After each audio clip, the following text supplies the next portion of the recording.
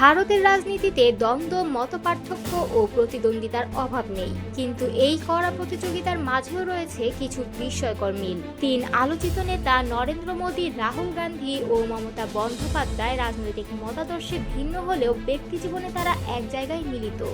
সকলেই সঙ্গীহীন, অবিবাহিত।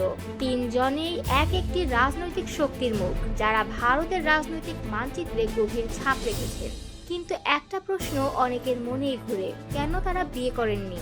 কেবল রাজনীতির জন্য আত্মনিয়োগ, নাকি এর পেছনে লুকিয়ে আছে অন্য কোনো গল্প? প্রধানমন্ত্রী নরেন্দ্র মোদী কৈশোরেই আরএসএস এর আদর্শে দীক্ষিত হন। যৌবনে একবার বিবাহ হলেও জনসেবার পথে তিনি এতটাই নিবেদিত ছিলেন যে সংসার জীবন থেকে নিজেকে গুটিয়ে নেন।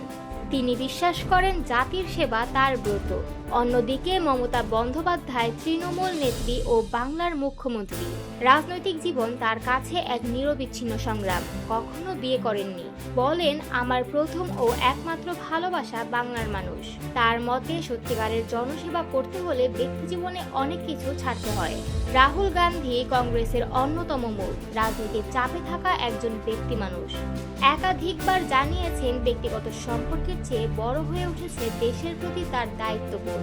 তিন নেতাই দেখিয়েছেন অবিবাহিত জীবন কোনো দুর্বলতা নয়, বরং তা হতে পারে একনিষ্ঠতা, আত্মত্যাগ আর জনগণের প্রতি অঙ্গীকারের এক প্রতীক।